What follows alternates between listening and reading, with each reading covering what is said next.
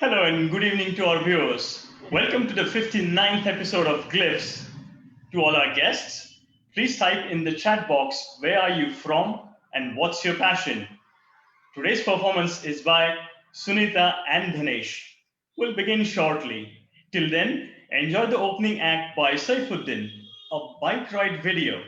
Audience, I want you to name the place of this ride in the chat box. So if you pay close attention to the video, you'll surely get the answer to this. So enjoy.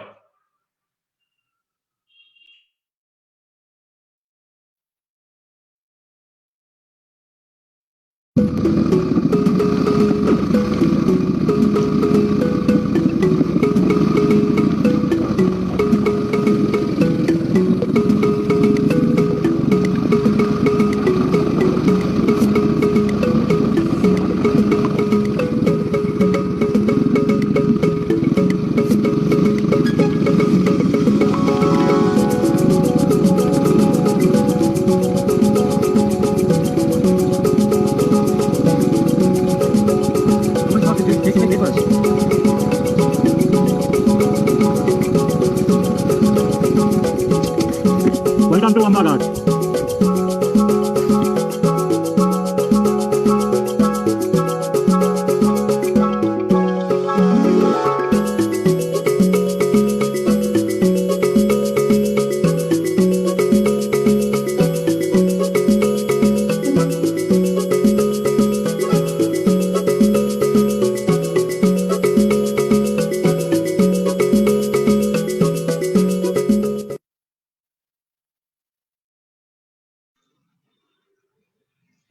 So hello and a very good evening to all our viewers from Pune, Bengaluru, Amchi, Mumbai, and from across the globe. They say happiness is largely an attitude of mind and of viewing life from the right angle. Both our guests view this beautiful life through the angle of their unique passions. So stay tuned as we talk to our guests today. One, a passionate cyclist trekker, and the other, a poetry performer.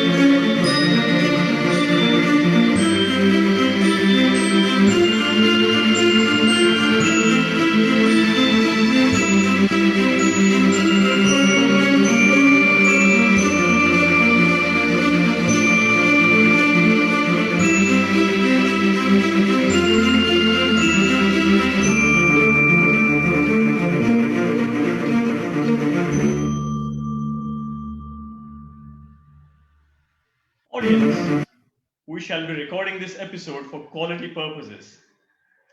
आणि आजचा episode आपण मायबोली मराठीतून करणार आहोत. So glyphs essentially means the representation of a character.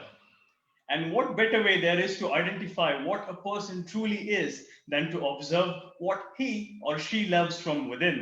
That's why the name glyphs. It also stands for being a symbol that represents something beyond the face value. The three symbols or the three glyphs that you saw in the logo represents what the concept is all about. They stand for Create, Connect, and Express, or CCE as we fondly call it. Like we all know, passion matters. Glyphs is a channel where you indulge in identifying the passion created within you, connect with each other, and openly and ingeniously express your thoughts and passions. The purpose of this channel is to create a community of like minded people who share a common drive for passion. Passion is the force that motivates you to achieve success and happiness to build a better life. It is something that allows you to be inherently yourself. Your passion can be singing, photography, painting, playing an instrument, or even something as different as collecting items, cycling, or even sports. This might be something that you're not necessarily doing as your work. In fact, it is better if you have a passion that helps you unwind and enjoy your own company. The Glyphs community is meant to encourage us to keep pursuing our passions. It is a global community who sees, learns, and appreciates the things we do. It is also an avenue where you can showcase your own passion and also be inspired to explore a new passion. You know you got it. We know you got it. Let the world know you got it. And that's exactly what we are here to do: create, connect, and express. A warm welcome again on this lovely Thursday evening. I'm your host, Parag Vartak, and it is an absolute pleasure to welcome all of you to the 59th episode of this wonderful channel where we showcase your passion. Audience, while we talk to our guests, do keep the chat box alive with your comments and appreciation. And to the viewers on Facebook, we are listening to you too. So please feel free to put your comments on our Facebook page, which is live right now. The Cliff CCE show has recently celebrated a milestone of completing 50 episodes, and we are overwhelmed with the response from all the well wishers across India and more than 38 countries. We have touched lives of so many people, brought happiness to so many people, and given them an opportunity to openly share their passion with a free mind on this channel, irrespective of the age or place or culture. We wish to touch lives of many more people out there who are waiting for an opportunity like this. Friends, and for this, we're now building a larger team with a better infrastructure so that we can reach out to everyone in all corners of the world and bring that inner happiness that one gets by sharing the passion.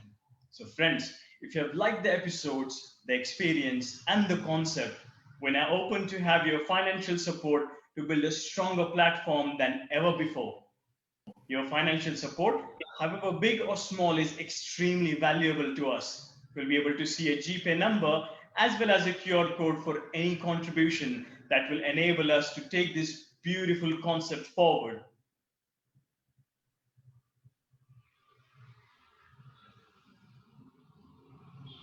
So, our first guest for today is Sunita Nadgir. Sunita ma'am, a proud teacher for many years before she retired, but now a super passionate trekker and cyclist. Her inspiration is Abba Mahajan sir. She has been into this one of the most active passions, trekking, since last 15 years. But that is not all. She started cycling at the most young age of 70. She loves participating in marathons, swimming, and table tennis.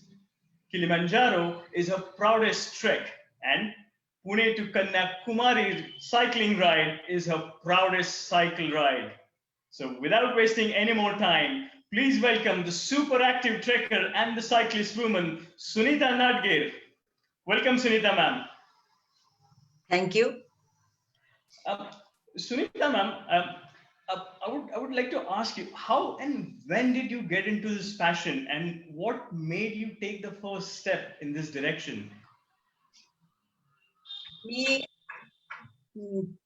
58 वर्षी 58 years काय झालं 2004 साली मी retire झाले आणि त्याच्यानंतर 1-2 वर्षांनी मी trekking मला आवडायला लागलं. माझं घर जे आहे, माझं घराचं लोकेशन अतिशय सुंदर आहे. माझ्या घरात रस्ता ओलांडला घरासमोरचा की माझी टेकडी सुरू होती. म्हणजे माझं दुसरं घरातून बाहेर पडलं की दुसरं पाऊल माझं टेकडीवर पडतं. आणि त्यामुळे अर्थातच जेव्हा माझ्याकडे रिकामा वेळ असायला लागला तेव्हा ती टेकडी मला बोलवायला लागली. आणि मग मी टेकडीवरती सकाळ संध्याकाळ जेव्हा वेळ मिळेल तेव्हा जायला लागले. तिथे मला सिंहगडची माहिती कळली. आणि आपण पुणेकर फार नशीबवान आहोत. सिंहगड सारखा डोंगर, सारखी हिल आपल्या अगदी जवळ आहे आणि आपल्याला ट्रेकिंगची प्रॅक्टिस देऊ शकते. अर्थातच त्यामुळे मी सिंहगड दर रविवारी सुरू केला. आणि सिंहगडवर जात असतानाच मला मोठ्या ट्रेक्सची माहिती कळली, हिमालयन ट्रेक्सची माहिती कळली. मग म्हणजे एकदा घराच्या बाहेर पडून ट्रेकिंगच्या दुनियेत शिरल्यावर मग मला वेड लागल्यासारखं झालं. एकदा जी हिमालयात गेले त्याच्यानंतर मात्र मग मी थांबलेच नाही. माझ्याजवळ खरं म्हणजे खूप उशिरा सुरू केलं होतं. मला ट्रेक्स काय करतात ते माहिती नव्हतं, पण माहिती मिळत गेली. मनात इच्छा असली की मार्ग आपोआप मिळतो. आणि त्यामुळं हिमालयन ट्रेक मग मी वर्षातून 1-2दा करत राहिले. आणि मग हावरेटासारखं करत राहिले, कारण माझं आयुष्य खूप कमी आहे. मला वाटायचं असं की आपण खूप उशिरा सुरू केलंय, आपल्याला हे करायचंय ते करायचंय, खूप काय काय करायचं होतं. आणि मग मी सुरू केलं. मग त्यावेळेला सुरू केल्यानंतर बऱ्याच जणांनी मला गाईड केलं. कोणाबरोबरही मी ट्रेकला जात होते. सकाळमधल्या छोट्याशा निवेदना बघून त्यातून ट्रेकला जायची. करता करता मला एक दिवस एक निरुपमा भावे नावाची मैत्रीण भेटली. सिंहगडच्याच ट्रेकिंगच्याच दरम्यान. आणि त्यावेळेला स्कायलार्क नावाची एक कॉम्पिटिशन होती. त्या कॉम्पिटिशन मध्ये मला भाग घ्यायचा होता.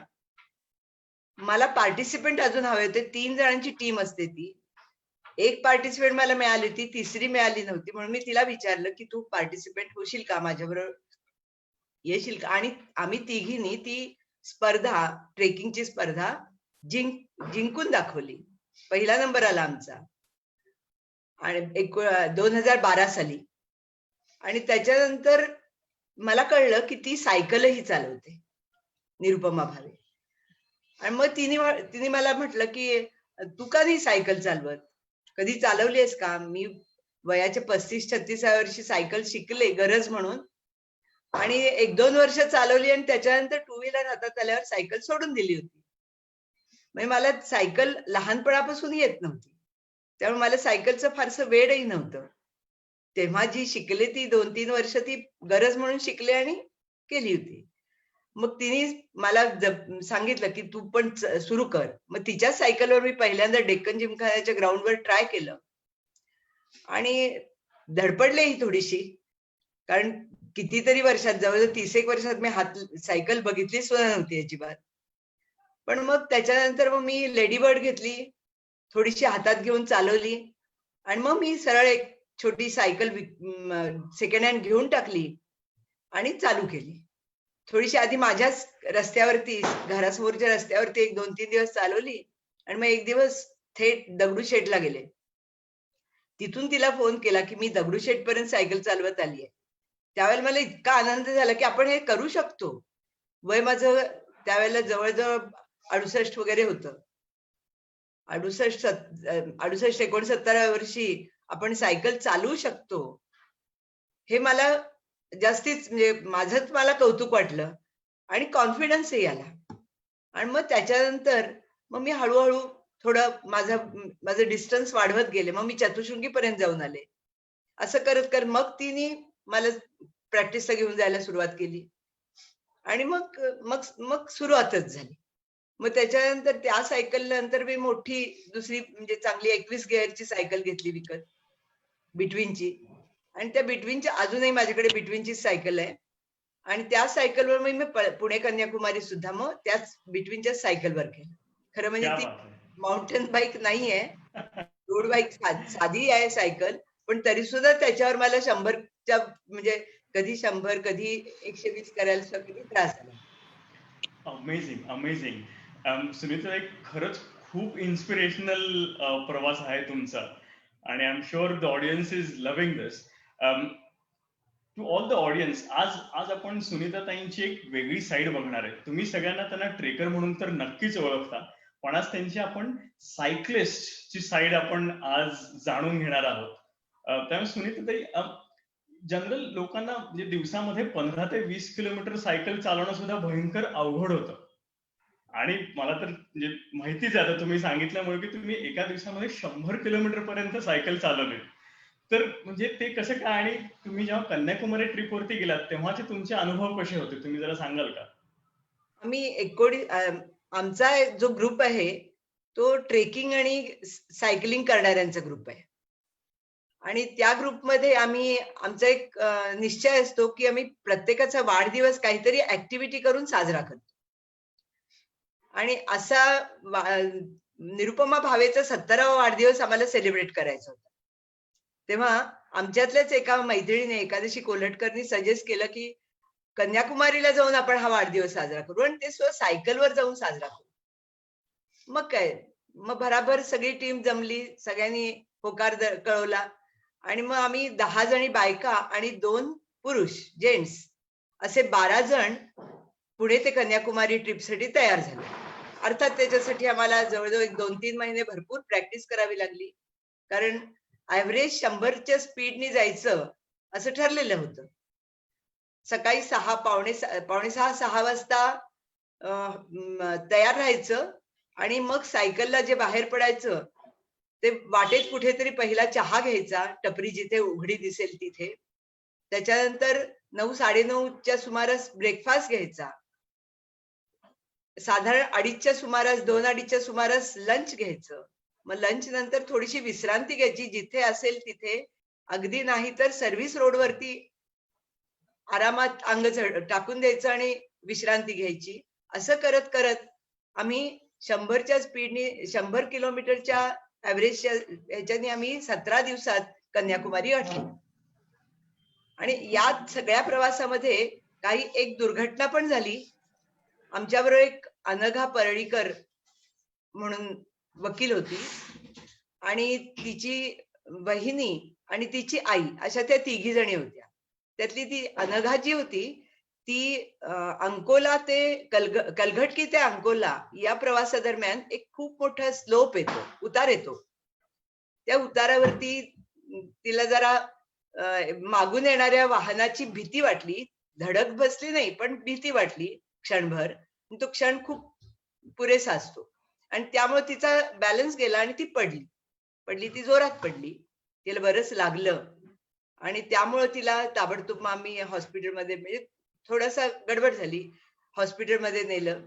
आणि नंतर मग तिथून तिच्या आईला आणि तिला पुण्याला परत यावं लागलं. आणि मग पण तरी सुद्धा तिने जिद्दीने ती परत 5 दिवसांनी परत आली. ती आम्हाला जॉईन झाली बरी झाल्यावर, आणि शेवटच्या दिवशी तिने त्याही कंडिशन मध्ये सायकल केली. म्हणजे अशी सगळी जिद्दी माणसं होता, आणि त्यामुळं सहज शक्य झालं. आणि मग शेवटी जेव्हा आम्ही कन्याकुमारीत विवेकानंद स्मारकाच्या समोर सायकली घेऊन पोचलो, तेव्हाचा आमचा आनंद या फोटोमध्ये तुम्हाला दिसतोच आहे. सगळ्यांनी आपापल्या सायकली डोक्यावर उचलून घेतल्या आणि आनंद साजरा केला. तर तिथे पोचल्यावरती मला पहिला फोन आला, तो मंदिरा बसके म्हणून माझी एक विद्यार्थिनी आहे तिचा. तिने सहजच केला होता मला फोन, आणि जेव्हा मी तिला आनंदाने सांगितलं, तिलाही खूप आनंद झाला की आम्ही कन्याकुमारी सायकलनी आलोय. अशा तऱ्हेने तो प्रवास आमचा खूप सुंदर झाला. आणि आम्ही उडपी नंतर जो रूट घेतला तो फार सुरेख रूट होता. तो पूर्ण कोस्टल रूट होता. त्या कोस्टल रूटने जाताना एका बाजूला छान छान सुंदर बंगले आणि एका बाजूला समुद्र, अशा तऱ्हेने तो सायकल करत जात असताना इतका मी एन्जॉय केलंय की विचारायला. मंगलोरमध्ये तिथल्या सायकलिस्टने आमचं खूप छान स्वागत केलं. प्रत्येक ठिकाणी जिथे जिथे जाऊ तिथे तिथे आधीच बॉर्डर, म्हणजे गावात पोचायच्या आधीच पत्रकार येऊन थांबायचे, ते फोटो वगैरे काढायचे. मग तिथल्या लोकल पेपरमध्ये नेहमी बातमी यायची आमच्याबद्दलची. हे सगळं आम्हाला म्हणजे जे कौतुक होत होतं, लोक जे भेटले की कौतुक करायचे, ते सगळं आवडायचं आणि अजून प्रोत्साहन वाटायचं, अजून उत्साह यायचा आणि अजून आम्ही पुढे सरकायचो. पण रात्रीच्या म्हणजे संध्याकाळी 6 नंतर मात्र अगदी पूर्ण विश्रांती घ्यायचो.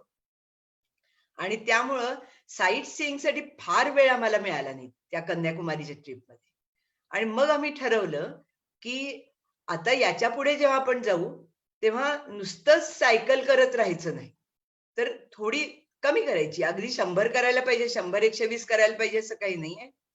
कारण आम्हाला कन्याकुमारीमध्ये काही ठिकाणी 120 पण, इथून साताराच जास्ती अंतर आहे 100 पेक्षाही. नंतर सातारा ते कोल्हापूरही जास्त आहे, कोल्हापूर ते बेळगावही जास्त आहे.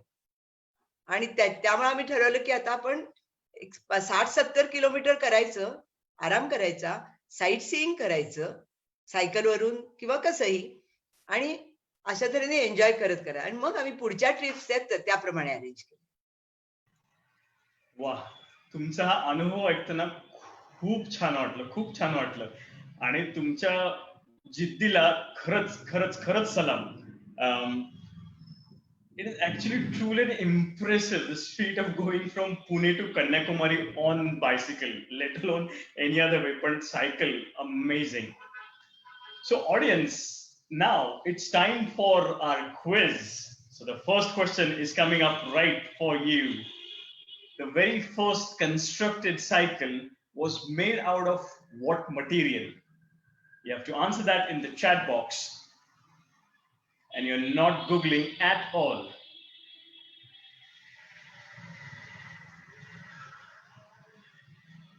Yes, Anaya, it is wood. It was wood. Yes, Kavita, absolutely right. The first constructed bike was almost entirely made of wood, and several thousand copies were built and used.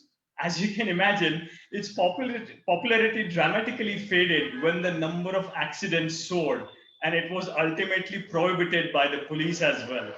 As you can see in the picture, the bike made out of wood. It was the first constructed bike, or cycle as we call it.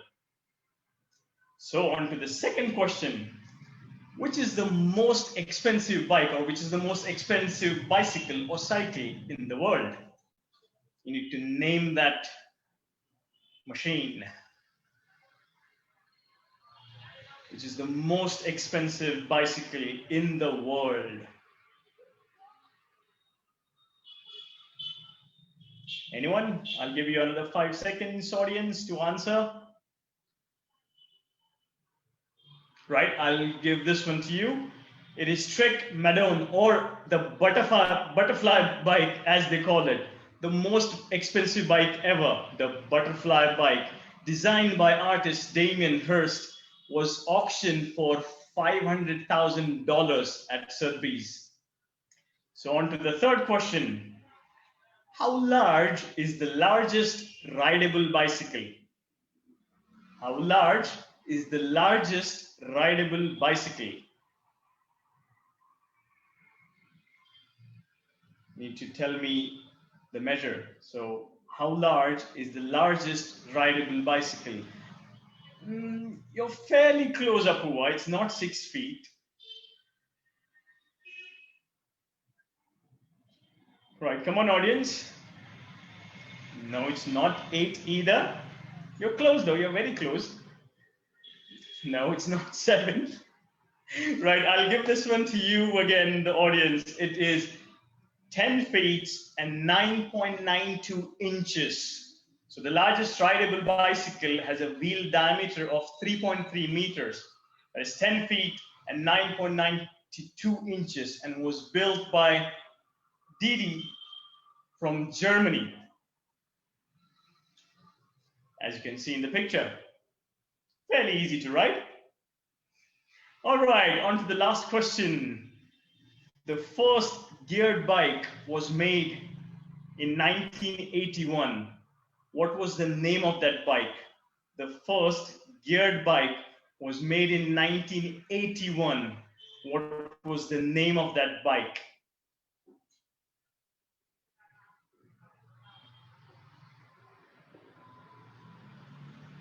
It is a very fairly common household name. in India? Yes, Apurva, it is Ariel. So in 1871, a man named James Starley made a huge leap forward in the history of cycling when he developed the first geared bike, known as the Ariel. The gear system combined technology from 3 different patents.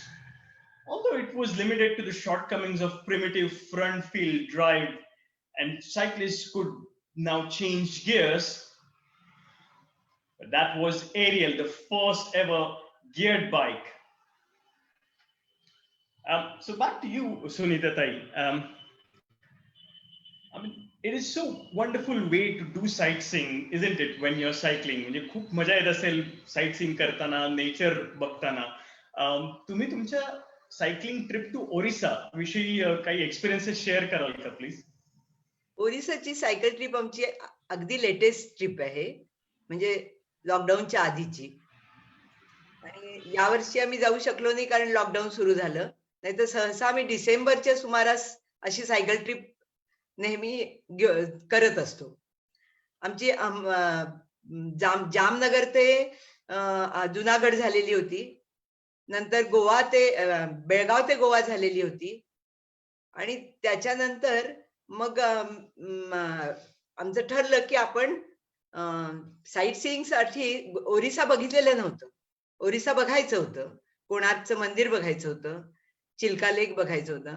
म्हणून मग आम्ही सायकलवर जायचं ठरवलं. सायकली आम्ही रेल्वेत घालून घेऊन गेलो भुवनेश्वर पर्यंत.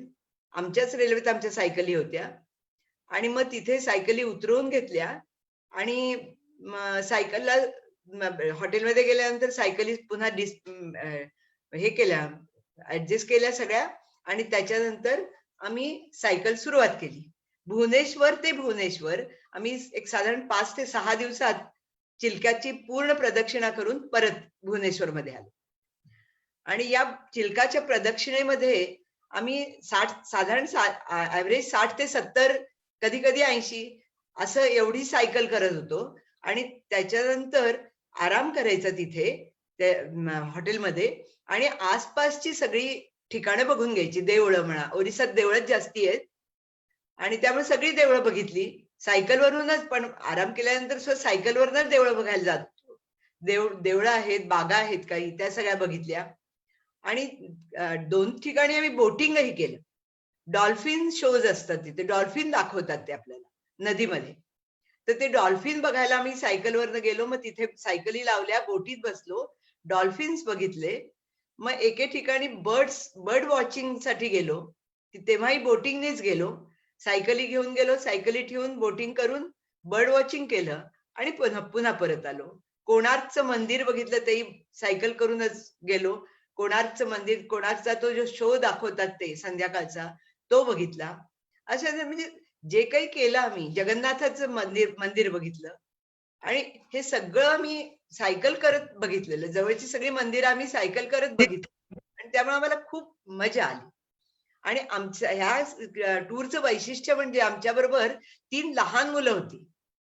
पुन्हा ती जी अनघा परेकर मी म्हटलं होतं वकील, ती होती आमच्या बरोबर. आणि तिची छोटी मुलगी 5वीतली नाही, 3रीतली काहीतरी, ती पण होती. तिची वहिनी कविता, ती तर पूर्ण फॅमिली होती. कविताचा नवरा आणि तिची 2 मुलं, एक 12-13 वर्षाचा आणि एक 9 वर्षाची. अशी इतकी छोटी छोटी मुलं, पण ती इतकी अगदी छोटी जी होती ती तुम्हाला दिसतेय फोटोमध्ये. तो जो आहे तो शेखर, तो आमच्या टूरचा सगळा सर्वेसर्वा असतो. तो सगळं काही प्लॅन करतो, आणि त्यामुळे त्याच्याशिवाय टूरच होऊ शकत नाही. तर त्यांनी तिला एक छान हे केली आहे, सीट तयार करून घेतली आहे त्याच्या फॅक्टरीमधून, आणि त्या सीट मध्ये तिला बसवून तो सायकल करत होता. आणि तिचा हा मुलगा समोर दिसतो, तो इतकी सुंदर सायकल चालवायची. मुलगी आणि मुलगा दोघंही अतिशय सुंदर सायकल चालवायचे. कविताचा मुलगा आणि ती दिसतीये ती अनघाची मुलगी. आणि असा सगळ्यात म्हणजे इतक्या छान ग्रुप आमचा झाला होता, आणि आम्ही सुंदर एन्जॉय करत मग पिपिली नावाच्या गावामध्ये हँडीक्राफ्टचं गाव आहे ते, तिथे सगळं बघितलं आम्ही. अशा मुखवट्यांच्या गावात गेलो, तिथे मुखवटे बघितले. अशा तऱ्हेने आम्ही एन्जॉय करत सायकलिंग केली. क्या बात है, क्या बात है. सुनीता ताई, तर लॉकडाऊनच्या काळामध्ये तुम्ही खूप सारे छोटे छोटे ट्रेक्स केले. पण त्याचं सगळ्यात जास्ती the beauty of that was की तुम्ही सगळीकडे सायकलिंग करून त्या लोकेशन पर्यंत पोहोचलात आणि मग तिथून पुढे ट्रेकला सुरुवात केली. That's like setting a new milestone every single time. तर तुम्हाला कशी मजा आली, म्हणजे तुम्ही कसं काय केलं ते? आम्ही सायकलिंग पण करायचं, कारण सायकलला नंतर अलाउड केलं होतं त्यांनी. त्यामुळे आम्ही ग्रुपनी जायचं तर सायकलवर आपोआपच डिस्टन्स राहतोच, सगळे काही चिकटून चालवतच नाहीत, आणि त्यामुळे आम्हाला जाता आलं, कुणी कुठे अडवलं नाही आम्हाला.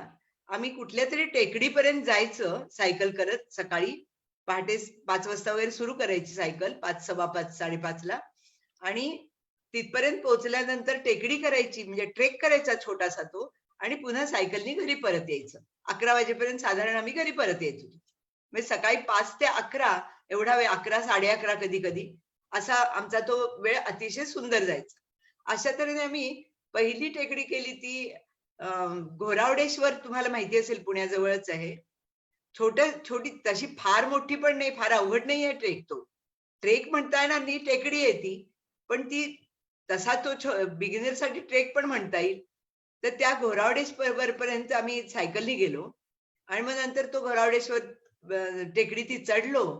एका बाजूनी चढलो, दुसऱ्या बाजूनी उतरलो. वरती बराच वेळ वरती आम्ही नेहमी काय करतो, लॉकडाऊनच्या काळात हॉटेल्स उघडी नव्हती, आणि त्यामुळं बरोबर शेखर श्यामा नावाची जी जोडी आहे आमची, त्याच्यातली त्याची मिसेस श्यामला, ती नेहमी थर्मास ठेवते बरोबर चहाचा.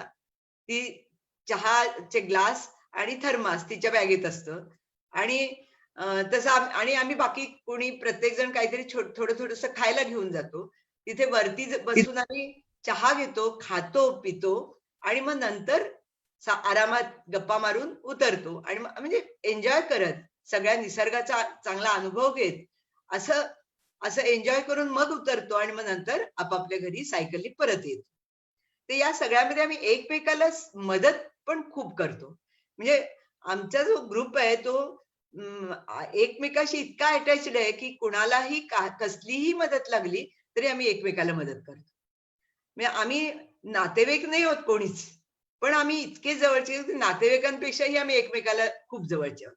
हे सगळं केवळ आणि केवळ सायकलमुळे शक्य झालं. सायकलने आम्हाला सगळ्यांना एकत्र आणलं, आणि ती अजूनही एकत्र ठेवेल आम्हाला. आणि त्याच्यानंतर आम्ही मग ह्याच्याजवळ, धायरीजवळ एक डोंगर आहे, खंडोबाचा डोंगर म्हणून. अतिशय सुंदर डोंगर आहे, अतिशय क्लीन आहे, खूप छान ठेवलाय, खूप ट्री प्लांटिंग खूप केलेलं आहे.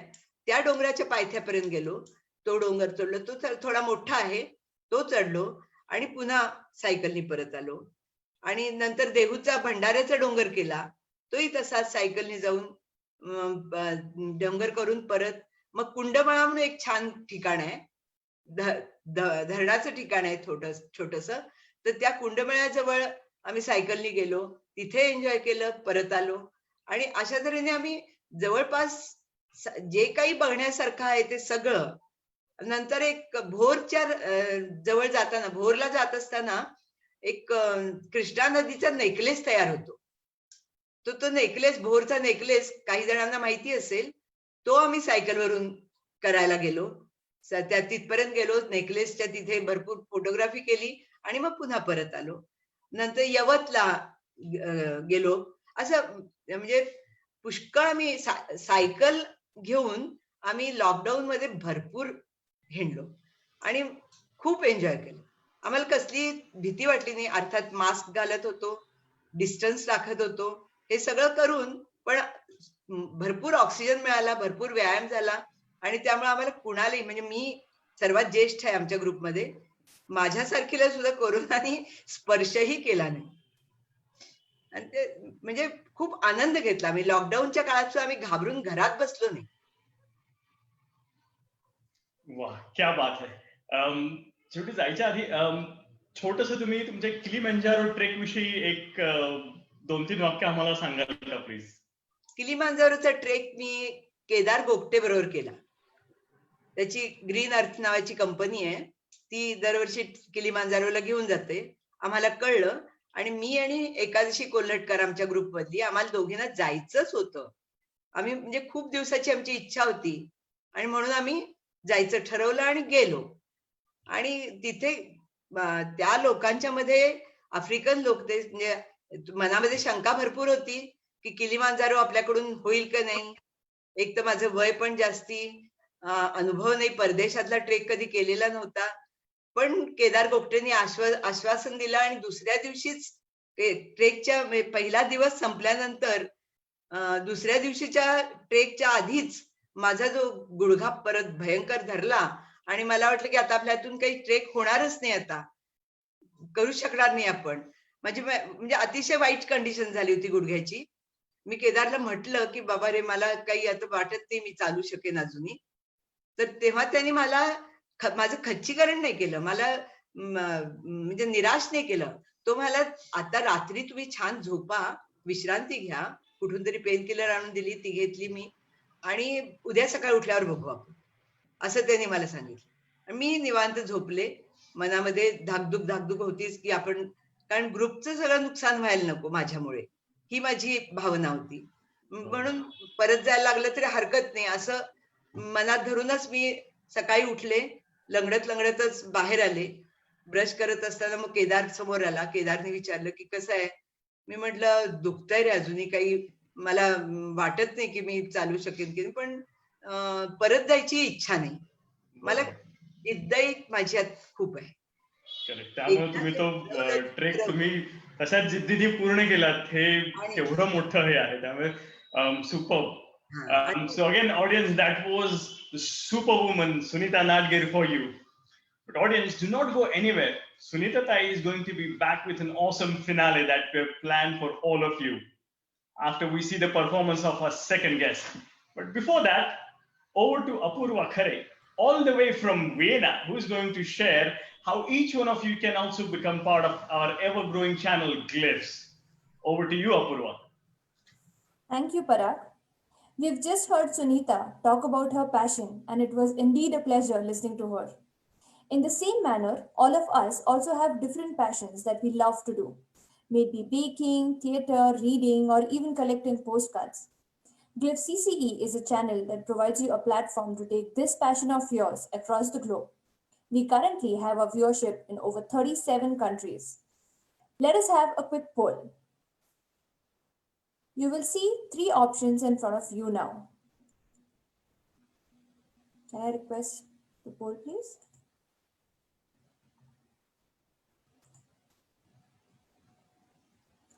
So, your passion got you here.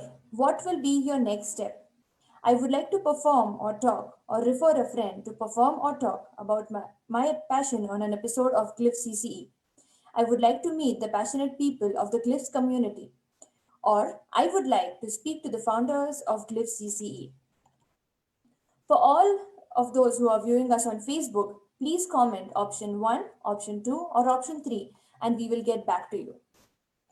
I'm going to give you 10 seconds to finish the poll. And can we have the results, please? 68% would want to meet passionate people of the Glyphs community. Wow, I hope to see you all soon. You can see the phone number and email ID on the screen right now. So join us on the Glyph CCE channel, the place where every passion finds a home. Before I hand it over to our host, let me take this opportunity to thank him as well. Parag Vartak, a software developer by profession and a theatre artist by passion. He owns and runs Parag Theatre Productions, which is soon coming up with a web series. So keep an eye out. Thank you for being such a brilliant host, Parag, and over to you. Thank you so much, Apurva, for the wonderful words. Thank you. So audience, our second guest for today is Dhanesh Joshi. Dhanesh, an actor turned teacher who teaches German, but a passionate poetry performer. His inspiration, Dr. Madhavi Vaidya, with whom and under her guidance, Dhanesh is doing poetry recitation shows since 1999. His proudest recitation performance was reciting poems of poetess Indira Sant and poet Bob her Borkar in front of their family members. Dhanesh is a big time foodie and loves to write detailed reviews of the food he loves. But the best food for his inner happiness remains performing Marathi poems for the poetry lovers. So please welcome our very own Dhanesh Joshi. Good evening, Dhanesh. High, good evening Parag, good evening all of you. तुम्हाला सगळ्यांना दिवाळीच्या मनापासून शुभेच्छा. ही दिवाळी तुम्हाला सगळ्यांना सुख समृद्धीची जाओ आणि तुम्ही सगळे छानपणे ही दिवाळी साजरी करोत हीच इच्छा. आणि मला आय एम ग्लॅड तू ज्यांचं नाव घेतलंस डॉक्टर माधवी वैद्य, त्या आज इथे आहेत आणि आय एम व्हेरी प्राऊड. आणि ही माझ्यासाठी खूप महत्वाची गोष्ट आहे की ज्यांच्या गायडन्स खाली आणि ज्यांनी अक्षरशः मला बोट धरून कविता शिकवली, कविता उलगडून दाखवली, त्या डॉक्टर माधवी वैद्य इथे आहेत. आणि थोडंसं मी बोलायला सुरुवात करण्यापूर्वी आमच्या संस्थेविषयी 2 गोष्टी सांगतो, if you allow me. Yes sir. Yes. आमची एक संस्था आहे आनंदवय नावाची, ज्याच्यामध्ये आम्ही सगळे कविता वाचनाचा प्रोग्राम करतो, कविता वाचनाचे कार्यक्रम करतो. आणि डॉक्टर माधवी वैद्य यांनी ही स्थापन केलेली संस्था आहे. त्याच्याच बरोबर राहुल घोरपडे नावाचे संगीतकार आहेत, त्यांनी सुद्धा ही संस्था स्थापन केलेली आहे. आणि गेली 30 वर्ष फक्त कविता वाचन या एका प्रयोगासाठी किंवा एका गोष्टीसाठी वाहून घेतलेली ही संस्था आहे. आणि मला याचा सार्थ अभिमान आहे, आनंदही आहे की अशा एका संस्थेचा मी भाग आहे. आणि त्या संस्थेची मंडळी पण आज इथे उपस्थित आहेत आपल्यात, त्यामुळे आय एम ग्लॅड. क्या बात आहे, क्या बात आहे. धनेश, तर तुला कविता वाचनाची पॅशन कशी काय आणि कधी निर्माण झाली, आणि तुझ्यासाठी कविता वाचन म्हणजे नक्की काय हे आम्हाला सर्वांना जाणून घ्यायला खूप आवडेल. नक्कीच. पराग, मी जसं सांगितलं तसं की तू तुझ्या इंट्रोडक्शन मध्ये पण सांगितलंस की 1999 सालापासून मी कविता वाचनाला सुरुवात केली अनन्वय या संस्थेखाली, अनन्वय या संस्थेबरोबर. तर त्या म्हणजे आता आपल्याला सर्वसाधारणपणे आपण ज्याला मराठीत अभिवाचन असं म्हणतो किंवा बसून वाचायच्या कविता असं म्हणतो, तर हा जरा थोडा अवघड मामला असतो. म्हणजे जो वाचतो त्यालाच हे कळतं ऍक्च्युली. आणि 99 साली मी जेव्हा सुरुवात केली तेव्हा मी हार्डली 17-18 वर्षाचा होतो. आणि पहिलाच माझा कार्यक्रम होता रॉय किणीकर नावाचे कवी, जे जन्म मृत्यू विषयी बोलतात. त्यामुळे ती कविता समजून घेणं इतकं अवघड होतं आणि ते इतक्या सोप्या पद्धतीनं मला डॉक्टर माधवी वैद्य यांनी समजून सांगितलं की तिथपासून आवड निर्माण व्हायला लागली की मराठी कविता म्हणजे काय, मराठी कविता कशी म्हणायची असते. आणि कुठलाही अभिनिवेश न आणता, अभिनय न करता, शब्दांची ताकद ओळखून अशी ओळ आपल्याला अंतर्बाह्य ढवळून टाकते. आणि हे सगळं ढवळण्याच्या प्रक्रियेत एक कवितेची ओळ ओठांवर येते आणि त्यातनं खानोलकर, ग्रेस, इंदिरा संत, कुसुमाग्रज, रॉय किणीकर असे कवी असले ना की हा मामला फार पेचदायक होतो. कारण काय की कुठल्याशा अशा विस्तीर्ण पोकळीत असलेले जे शब्द आहेत ते असे आपल्या ओंजळीत माववायला लागतात आणि मग जीव थकून जातो. त्यामुळेच मला वाटतं की कविता वाचणं हे देवपूजा करण्यापेक्षा निर्मळ काम आहे. म्हणजे तुम्ही तुमचेही राहत नाही आणि अगदी क्षणभर का होईना दुसरेच असल्याचे भास होत राहतात. कारण कसं आहे पराग, देवपूजा रुटीन करता येतं की बाबा सकाळी उठलो 7 वाजता देवपूजेला सुरुवात केली, पण काव्य वाचन करता येत नाही. कारण काय, फूल व्हायला की गाभारा पवित्र होऊ शकतो, पण कविता वाचली की आत्मा अतृप्त आहे ह्याची जाणीव मात्र व्हायला लागते. त्यामुळे नेहमी कविता चांगली वाचली, ह्या पलीकडचं काही विशेषण असेल ना तर ते काय असेल हे फक्त कविता वाचल्यानंतर बराच वेळ जाणवत राहतं. म्हणजे आता त्याचमुळे आरती प्रभू असतील, किणीकर, बाकी बाब हे सगळे जे मोठमोठे कवी आहेत ते वाचताना, सारखे वाचताना आज उद्या परवा आणि काही वर्षांनी तेच राहत नाहीत, ते असे खोल रुतून बसतात आणि त्यांचा असा एक काटा हळूच चलत राहतो. 1-2 ओळी सांगतो की कविता नक्की कशी होते. तर चिंत्रम खानोलकर म्हणतात त्याच्याप्रमाणे, पृथ्वीची फिरती कडा चाटून कवितेची एक ओळ येते आणि आयुष्याचा एक दिवस दानासारखा मागून देते. सो ही कवितेतली जादू आहे की फिरती कडा चाटल्यानंतर केवढा वेळ लागतो बघा, इमॅजिनेशन बघा कवीचं, की तेव्हा एक कवितेची ओळ येते आणि आयुष्याचा एक दिवस ती आपल्याकडनं असा दानासारखा मागून नेते.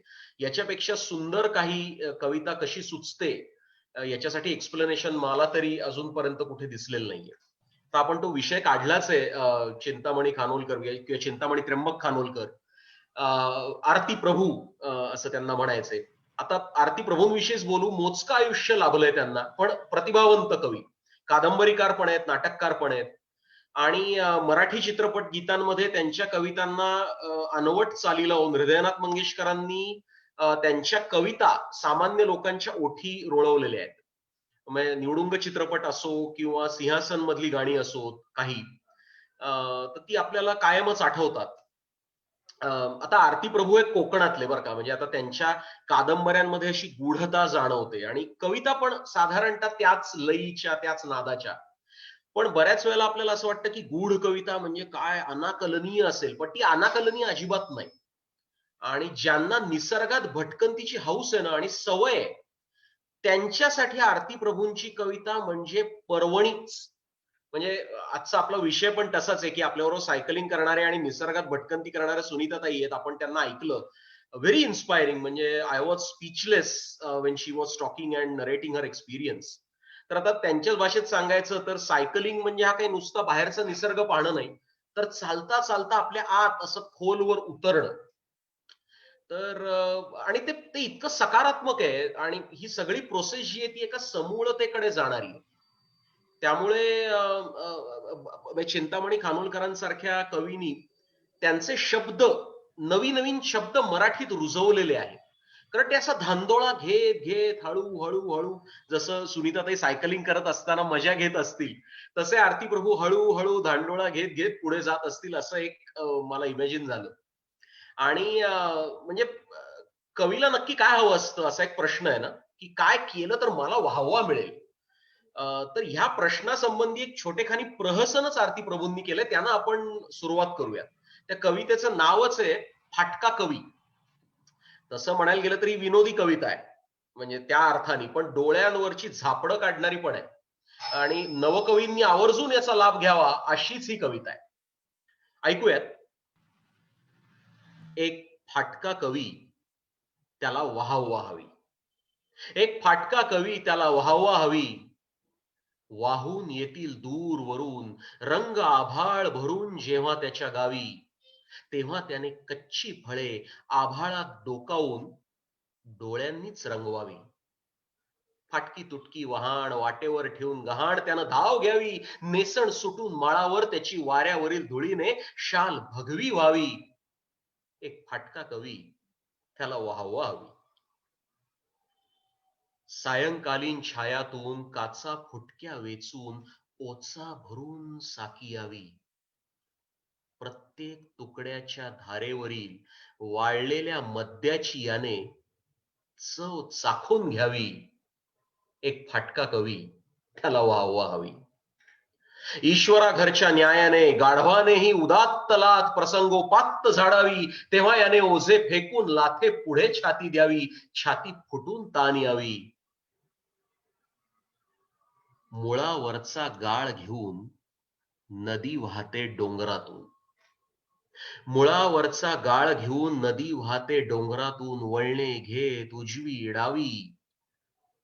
बीज पेरून खडकावर जावे पडून सरणावर.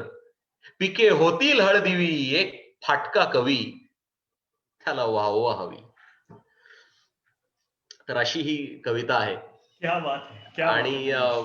आपण म्हणलं कोकणातले हे कवी आहेत. कोकणातल्या कवींची गंमत आहे, म्हणजे एकीकडे आरती प्रभू आहेत आणि दुसरीकडे बोरकर आहेत. आरती प्रभू अल्पायुषी आणि त्या अर्थानं 4 बुक कमी शिकलेले, पण प्रतिभावंत कवी. आणि दुसरीकडे बोरकर हे शिकलेले आणि सरकारी नोकरी केलेले कवी. आणि दोघात समान धागा काय तर कोकण, गोवा, म्हणजे तिथल्या चालीरीतींचा, निसर्गाचा यांच्या कवितांवर खूपच प्रभाव आहे. आणि बोरकर हे म्हणजे बोरकर हे जन्मानं पोएट, म्हणजे ते म्हणायचे की आय एम अ पोएट. आणि गोव्यातल्या लग्न समारंभात म्हटल्या जाणाऱ्या गाण्यांचा त्यांच्यावर लहानपणापासून प्रभाव होता. तसंच त्यांच्या सगळ्या कवितेवर मराठी संतांच्या रचनेचा पण प्रभाव आहे. तर मग त्यांनी लहानपणी एक कविता केली होती आणि त्याच्यामध्ये जसं आपण संत कवी म्हणतात की तुका म्हणे, ज्ञाना म्हणे, तसं त्यांनी बाकी म्हणे असं लिहिलेलं होतं. आणि मग घरातल्यांकडनं त्यांना ओरडा पण खायला लागला की तू लहान आहेस आणि तू काही संत नाहीस. पण ते मुळात ज्याला आपण म्हणतो की मुळापासूनच ते कवी होते. तर अशाच म्हणजे त्यांच्या कवितांमध्ये सुद्धा निसर्गाचे खूप एलिमेंट्स ज्याला आपण म्हणू असे आढळतात.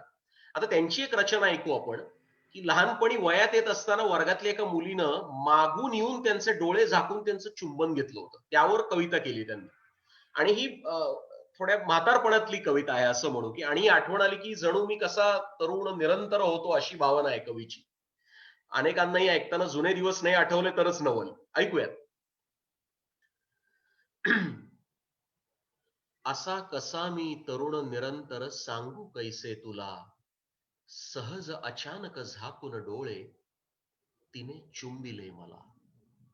थिजलो बुजलो पळतच आलो खाली वर्गामध्ये, खुडीत ज्योतीची फुले पोचलो परंतु स्वर्गामध्ये. तेथे न्हाणुनी सुरांगणांनी केली अमृत तुला, जेव्हा ऐसे सहज लीलया तिने चुंबिले मला. त्या रात्रीचे तसे चांदणे जगीन पडले कधी, त्या रात्रीचे तसे चांदणे जगीन पडले कधी, तशी नौरली पुन्हा कधीही दुथडी जागी नदी. उरात घुसुनी गळ्यात घुसली निळी निळी कोकिळा, असे झाकुनी डोळे जेव्हा तिने चुंबिले मला. आज मावळे जरी चांदणे, आज मावळे जरी चांदणे आटत आली नदी, तीच कोकिळा कधीतरी येते घुंगूर बांधून पदी. गाता ती मग उघडे गात्री कुबेर गृहींची तिळा, तरुण असा मी जेव्हापासून तिने चुंबिले मला. क्या बात आहे दिनेश, मस्त. सो एकदम मस्त. म्हणजे आपण सुनीताताईंच्या पण सगळ्या याच्यात पाहिलं की वय ही फक्त मानसिक अवस्था आहे. आणि तुम्ही तरुणच असता जेव्हा तुम्ही ऍक्टिव्ह असता, तर त्यालाच दुजोरा देणारी ही कविता आहे असं मला वाटतं. बिलकुल बिलकुल बरोबर. तर धनेश, तू खानोलकरापासून सुरुवात केलीस, पण सर्वसाधारण लोक खानोलकर वाचतीलच असं काही नाही. पण बरोबर. पुण्यातले कोणी कवी आहेत ज्यांच्या कवितांविषयी तू काही सांगू शकशील? अर्थात अर्थात. मी जसं आधी म्हणलं तसं की माझा कविता वाचनाचा जो पहिला अगदी कार्यक्रम होता 99 साली, तो होता रॉय किणीकरांच्या कविता. रॉय किणीकर हे मराठीतलं तसं दुर्लक्षित नाव आहे. पुण्याचे आहेत ते होते, ते आता नाही आहेत आपल्यात. त्यांनी खरं तर मराठीत चारोळी हा प्रकार रुजवला. त्यांच्या कवितांना ते रुबाया पण म्हणत असत. ते फार असे चेष्टेखोर मस्करी करणारे पण होते आणि ते खूप मस्करी पण करायचे. पण त्यांच्या कवितांमध्ये जन्म मृत्यू यांचा खेळ दिसायचा आणि आयुष्याचा अर्थ लावण्याची माणसाची किती व्यर्थ धडपड आहे हे ते सारखं प्रकर्षाने जाणवून द्यायचे. त्यामुळे तसं म्हणायला गेलं तर त्यांच्या कविता या विदूषकाप्रमाणे आहेत, म्हणजे तुम्हाला हसवून रडण्याच्या बिंदूवर येऊन सोडणाऱ्या. आता त्यांच्या काही आपण चारोळ्या किंवा रुबाया ऐकूयात. हा 2 घडीचा तंबूतील रे खेळ, हा 2 घडीचा तंबूतील रे खेळ, ह्या विदूषकाला नाही रडाया वेळ. लावून मुखवटे नवा खेळ चल लावू, ठेवून सावल्या पडद्या मागे जाऊ. आरशात पाहती कोण कोणाचे रूप, देहात दिसे का तुझला तुझे स्वरूप. बघ गेला पारा फुटला आरसा जाड, दिसले रे दिसले अरूप आरशाड. देणार काय मी सूर्य उद्या जर आला, मागेल मला दे पाणी अंघोळीला. कोरड्या किनारी फिरे कल्पना वेडी, मृगजळात रुतली तिची बिचारी होळी. जळल्यावर उरते एक शेवटी राख, ती फेकविडी तोंडातील काडी टाक. जळण्यातच आहे गंमत वेड्या मोठी, दिव्यता अमरता मायावी फसवी खोटी. कोरून शिळेवर जन्म मृत्यूची वार्ता, जा ठेवा पणती त्या जागेवर आता. वाचीन कुणीतरी होताना उत्खनन, म्हणतील कोण हा, कशास त्याचे स्मरण. पण लिहावयाचे लिहून झाले नाही, पण सांगायाचे सांगून झाले नाही. संपली कथा जी कोणी ऐकिली नाही, संपली रात्र वेदना संपली नाही. अशा त्यांच्या खूप वेदनादायी आणि छान रुबाया आहेत, चारोळ्या आहेत. पुण्याचे पण कवी भरपूर आहेत. अजून एक कवी आहेत, कवी हेमंत जोगळेकर नावाचे. ते खरं तर अभियंता आहेत, पण ते ऍक्च्युली वृत्तीनं कवी आहेत. त्यांनी अनेक कविता आणि विडंबनात्मक पण काव्य केलेली आहेत. आणि त्यांच्या कवितेचं वैशिष्ट्य म्हणजे ते जगण्यातले असे कडूगोड अनुभव व्यक्त करताना कोवळीक आणि ताजेपणा कायम ठेवतात. आई हा त्यांचा बऱ्यापैकी आवडीचा विषय आहे. म्हणजे लहानपणीच्या आठवणी आणि आई असं ते एक बेमालूम मिश्रण करतात आणि काही कविता करतात आणि नॉस्टॅल्जिया उभा करतात. तेव्हा ऐकूयात त्यांचीच एक कविता. कवितेचं नाव आहे तेव्हा ना. तेव्हा ना धूळ गावात आणि खडे, तेव्हा ना धूळ गवत आणि खडे माझ्या पायांना थेट गुदगुल्या करीत. आमचे सिंहासन तेव्हा पेरूच्या झाडावर होते. सगळ्या पानांची चव मला तोंडपाठ होती. सहज मी फुलाच्या आत हिंडून येत असे. तेव्हा ना कपाटाच्या हिमालयावर मी समाधी लावून बसे. एकदा आकाशाचा घुमट उचलून मी बाहेर पाहिलं होतं. नंतर पुन्हा जसाच्या तसा आम्ही ठेवून दिला होता. तेव्हा ना शिकलेले सगळे कसे समजत असे ताबडतोब. सगळे रंग तेव्हा कसे छान वेगळे निघत असत. इतिहासातल्या सगळ्या राजांना मिशा असत. तेव्हा ना धनुष्यबाण घेऊन मी लढाईला जात असे. तेव्हा ना तेव्हा ना मुठीमध्ये आईचं बोट बंद असे. तर मला हे म्हणताना सुद्धा काटा आला अंगावर की नॉस्टॅल्जिया पण आहे याच्यात आणि आईची आठवण पण आहे, लहानपण आहे, सगळंच आहे. सो असे हे दोन पुण्याचे कवी ज्यांच्या कवितांनी मला खरं तर भुरळ घातली असं आपण म्हणू. आणि असे खूप आहेत, पण अर्थात आत्ता आज एवढे घेता येणं शक्य नाही, म्हणून काही आपण इथे वाचले. पण ज्या दोन कविता तू निवडल्यास त्या खूप सुरेख होत्या. सो फॅन्टॅस्टिक सिलेक्शन धनेश, फॅन्टॅस्टिक. पण धनेश, आता तुझ्या कविता वाचल्यास म्हणजे आधी म्हणजे खानोलकरांच्या किंवा केणीकरांच्या वगैरे, त्यात जन्म मृत्यू असे संदर्भ होते जे आपण वेळेच्या चौकटीत बसवू शकतो. बरोबर पण बरोबर. सर्वकालीन किंवा सामाजिक आणि राजकीय संदर्भ असलेल्या कवितांविषयी थोडंसं एक्सप्लेन करशील का? हो हो, अगदीच अगदीच. म्हणजे आता आपल्या आधी आपण निसर्गाचे संदर्भ घेऊन माणसाच्या मनाचा थांग शोधणारी कविता पाहिली असं आपण म्हणूया. पण थेट सार्वकालीन संदर्भ घेऊन मनाला टोचणी लागेल आणि नेमका वर्मावर लागेल अशा कविता करणारे कवी आपल्या मराठी मातीत होऊन गेलेले आहेत.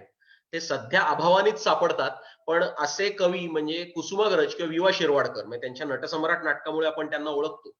आणि त्यांनी अत्यंत खुमासदार कविता करून सामाजिक चालीरीतींवर, राजकारणावर थेट थेट घाव घातलाय. हे फार कमी लोकांना माहिती असतं खरं तर. आणि त्यांचीच एक आपण सध्याच्या परिस्थितीवर समर्पक भाष्य करणारी कविता ऐकूयात. गाभारा असं कवितेचं नाव आहे.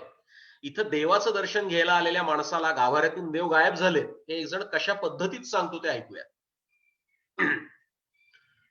दर्शनाला आला या, पण या देवालयात सध्या देव नाही.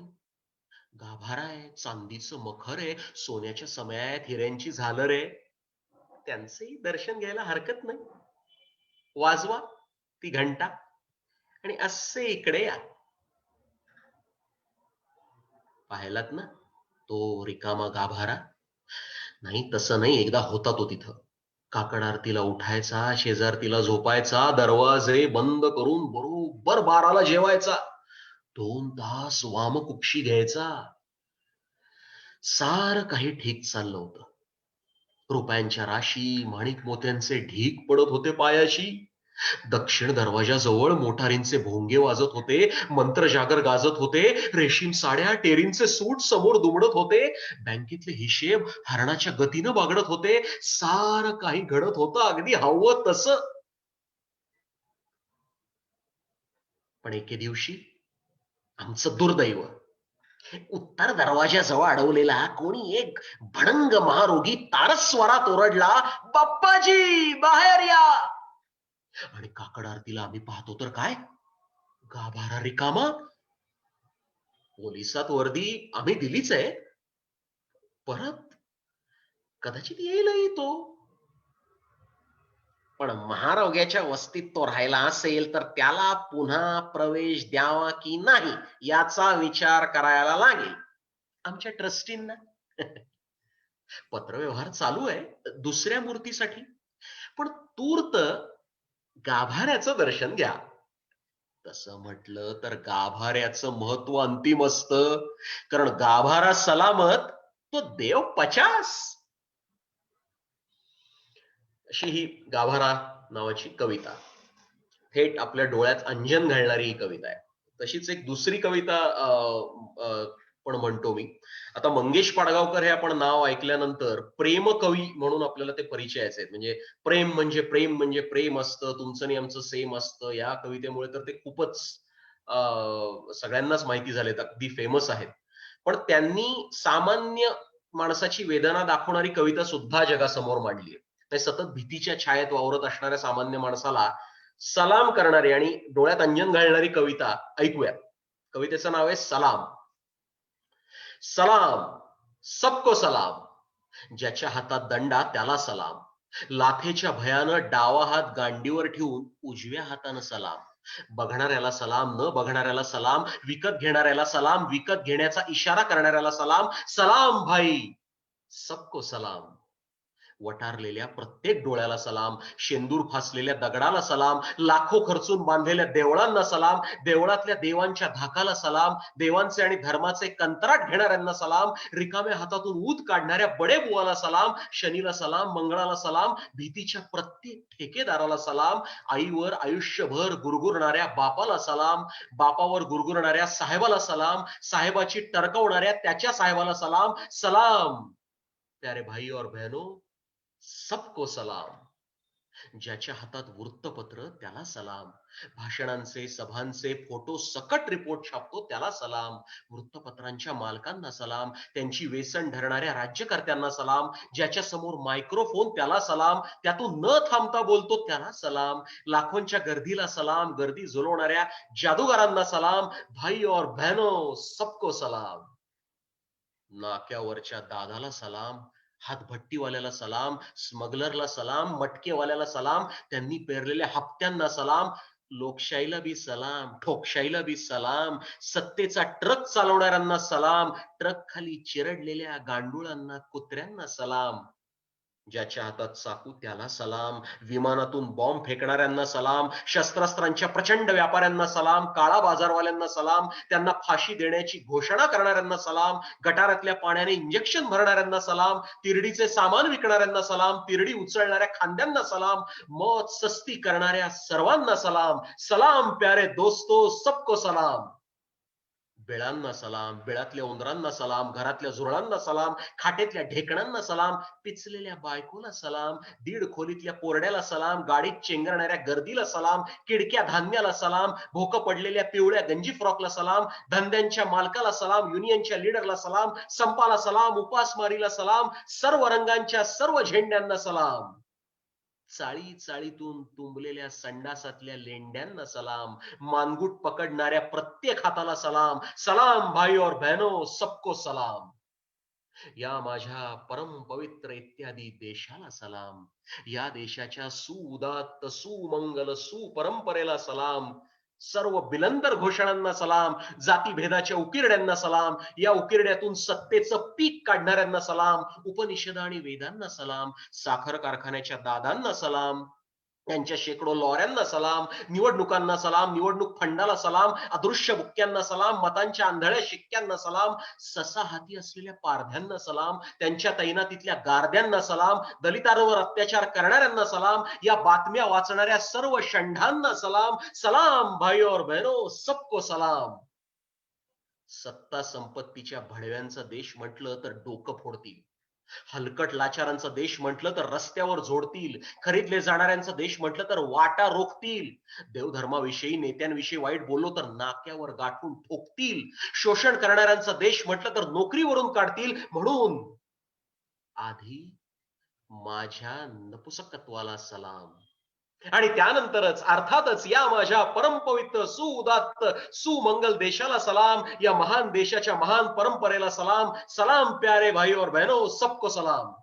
अनेक हात असते तर अनेक हातांनी केला असता सलाम, लेकिन माफ करना भाईयो, हात तर दोनच, आणि त्यातला डावा लाथेच्या भयानं ठेवलेला गांडीवर. म्हणून फक्त उजव्या हातानं सलाम. सलाम, सबको सलाम भाई और बहनों, सबको सलाम. क्या बात है दिनेश, क्या बात है.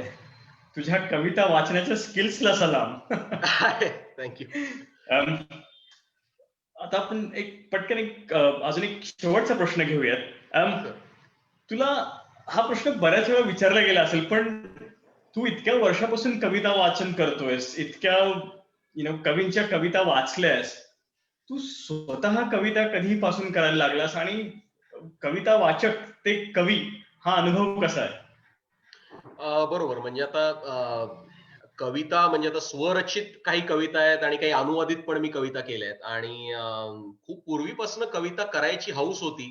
आणि म्हणजे आता रॉय केणीकर, बाकीबाब किंवा अशी मोठमोठी नावं, कुसुमाग्रज, विंदा करंदीकर वगैरे अशा कवींच्या कविता वाचून तर स्फुरण चढायचं की आपल्याला लिहिता आलं पाहिजे.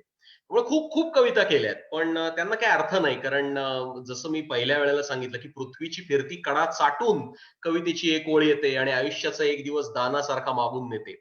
ह्या ओळीचा अर्थ थोडा का होईना समजायला जरा पस्तीशी उलटायला लागली असं म्हणेन मी. तेव्हा कुठे वाटसाटेल ते लिहिणं बंद झालं. तर काही कविता ऐकूयात या सेगमेंटमध्ये माझ्याच, म्हणजे ज्यावर प्रामुख्यानं ज्या कवींचा पगडा आहे त्यांच्या कविता मी आधी वाचलेल्या आहेत. खानोलकर किंवा काही अजून कवी असतील. एक कविता वाचतो मी, मीच केलेली. तप्त धरती तप्त मी, तप्त धरती तप्त मी, जर्द फुलात तू, अधीर हातात मी, निळ्या अधरात पृथ्वी, ओल्या सावलीत मी, डोळ्यात तू, पापण्यात मी, भिंतीवरल्या काळोखात दिस, उद्याच्या रात्रीत मी, तापलेली मिठी तू, घेतलेला श्वास मी, दगडांच्या सांध्यात संध्या, दुपारच्या दिसात मी, पिवळटशी हाक तू, अस्फुटसा घन मी. ही एक माझी कविता आहे. आणि दुसरी एक हिंदी कविता केली आहे. मी रवीश कुमारचं एक पुस्तक वाचलं. त्यानं काही वर्षांपूर्वी इस शहर ना होना नावाचं पुस्तक लिहिलं होतं. तो खरं तर एक पत्रकार, संपादक, पण बेफाट आणि अफलातून पुस्तक लिहिलंय त्यांनी दिल्लीतल्या सगळ्या जीवनावर. ते वाचून मला एक कविता सुचली आणि माझे दिल्लीमधले जुने दिवस जागे झाले. ऐकूयात एक हिंदी कविता मीच केलेली.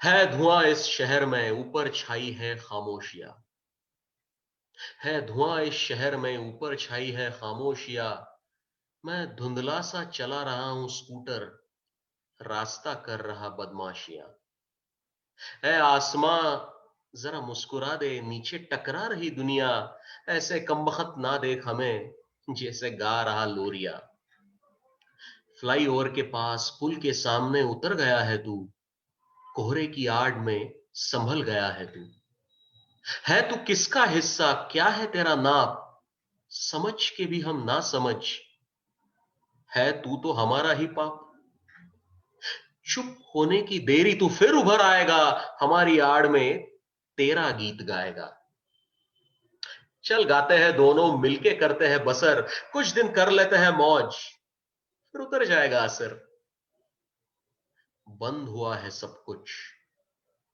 बंद हुआ है सब कुछ, मगर चल रही है सांस, ये भी कब तक चलेगी, कभी तो बंद होगा ये आभास. ही एक हिंदी कविता आहे. तर अशा बऱ्याच काय काय कविता आहेत मी पण केलेल्या, पण इथे या प्रामुख्यानं मला या दोन वाचाव्याशा वाटल्या. Kya baat hai, then superb. I mean, thank you so very much for treating us to such wonderful poems. So absolutely brilliant, absolutely brilliant. Audience, like we always have, we'll now have the Glyphs Jugalbandi, where we'll be displaying a small video of pictures by Sunita ma'am taken on various treks, and Dhanesh will be reciting a German poem in German and Marathi, two different point of views of looking at nature from eyes of two different passions. Over to you both. Ich weiß nicht, was soll es bedeuten, dass ich so traurig bin. Ein Märchen aus alten Zeiten, das kommt mir nicht aus dem Sinn. उदास उगीच मी झाले काय कळेना, कथा एक जुनी मनातून जाईना. Die Luft ist kühl und es dunkelt und ruhig fließt der Rhein. Der Gipfel des Berges funkelt im Abendsonnenschein. थंड साऱ्या दिशा अन विसावतो सूर्य, चमके शिखर किरणांनी वाहणे नदीचे कार्य. Die schönste Jungfrau sitzet dort oben wunderbar, ihr goldenes Geschmeide blitzet, sie kämmt ihr goldenes Haar. वेणी फणी खडकावर करते एक सुकन्या, अशी सोन साखळी चमके, पिवळ्या दिसती धमन्या. Sie kämmt es mit goldenem Kammer und singt ein Lied dabei. Das hat eine wundersame, gewaltige Melodie. ती अद्भुत स्वर हे फेकी प्रसाधनाच्या वेळी, किती मोहक हा गोडवा, फसे बिचारा कोळी. थांबली क्षणात ही होडी, सुरू झाला कर्दन काळ. थांबली क्षणात ही होडी, सुरू झाला कर्दन काळ. जिथे कन्या ही बसलेली, प्रदेश तो खडकाळ. Den Schiffer im kleinen Schiffer ergreift es mit wildem Weh. Schaut nicht die Felsenriffe, schaut nur hinauf in die Höhe. Ich glaube, die Wellen verschlingen am Ende Schiffer und Kahn. Und das hat mit ihrem Singen die Lorelei getan. थांबली क्षणात ही होडी, सुरू झाला कर्दन काळ. जिथे कन्या ही बसलेली, प्रदेश तो खडकाळ. आपटून लाटा येती अन कोळी बिचारा बुडला. कृत्य नसे दगडांचे, हा घात सुरांनी केला. हा घात सुरांनी केला. Kya baat hai, Dinesh? Kya baat hai? Absolutely brilliant. So, ladies and gentlemen, that was Sunita Tai and Dhanesh for you. We thank Ashwini Paranspe and Gayatri Phatak for introducing today's guests, Sunita Tai and Dhanesh, to our channel Glyphs. The Glyphs CCE show has recently celebrated a milestone of completing 50 episodes, and we have touched lives of so many people, brought happiness to so many people, and given them an opportunity to openly share their passion with a free mind on this channel, irrespective of the age or place or culture. We wish to touch the lives of many more people out there who are waiting for an opportunity like this. So friends, for this, we're now building a larger team with better infrastructure so that we can reach out to everyone in all corners of the world and bring that inner happiness that one gets by sharing the passion. Your financial support, however big or small, is extremely valuable to us. You'll be able to see a GPay number as well as a QR code for any contribution that will enable us to take this beautiful concept forward.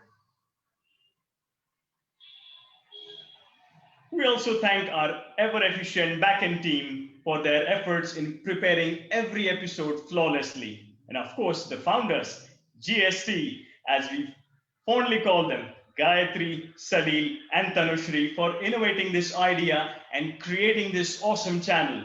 Last but not the least, our wonderful audience from India and across the globe for watching, supporting, and encouraging us during each episode of our channel Glyphs CCE. In case anyone from the audience is interested in interacting with our guests, please put your name in the chat box and we can get you backstage to talk to them. I'm your host, Parag Vartak, signing off for today. My team and I shall be waiting to see you on our next episode where we introduce you to the passion of Kids World, as it is going to be a kids special episode.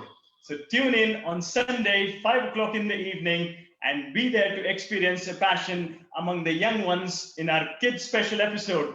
Until then, stay safe, keep exploring your passions, do take very good care of yourself. Good night and have a lovely weekend ahead.